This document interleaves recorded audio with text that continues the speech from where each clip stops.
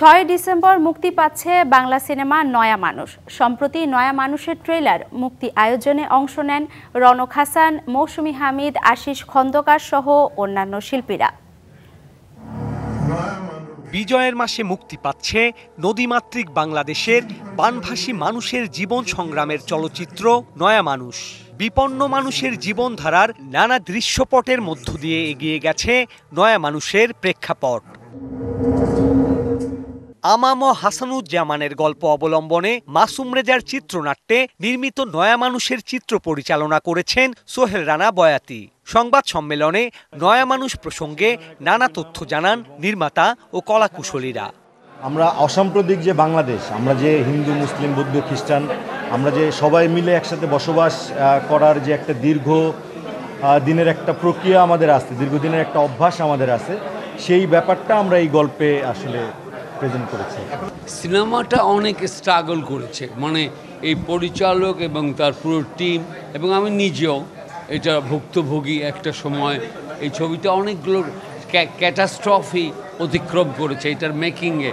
এই সিনেমায় যে পরিমাণ পরিশ্রম আমাদের শিল্পী কলাকুশলী যারা করেছেন, আমি বলবো যে এটি অভূতপূর্ব একটি সাড়া পাবে এই ছবিটি। 25 বছরের ওয়ারেন্টিযুক্ত দীর্ঘস্থায়ী দরজা প্রোটেক্টর, আধুনিক ও মজবুত দরজা।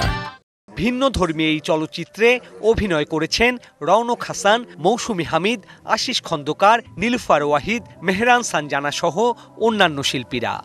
নয়া মানুষ চলচ্চিত্রে আমি নয়া মানুষ চরিত্রে অভিনয় করেছি।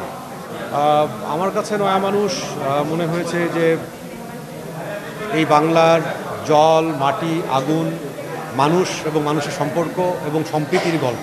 অনেকদিন পর একটা ছবিতে কাজ করা, এত সিগনিফিক্যান্ট একটা চরিত্রে আমি অনেক ইমোশনাল এই ছবিটা নিয়ে, কারণ ছবিটার সাথে এত বেশি অ্যাটাচ হয়ে গেছি, মানে ছবিটা শুটিং থেকে শুরু করে আজকে রিলিজ পর্যন্ত।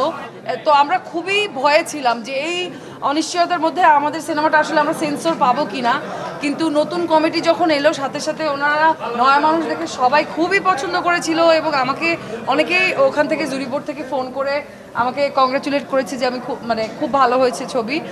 নির্মাতা ও কলাকুশলীদের প্রত্যাশা, দীর্ঘ প্রচেষ্টার পর নির্মিত এই চলচ্চিত্র ভালো লাগবে দর্শকদের। Sourav Appa, DBC news, Dhaka.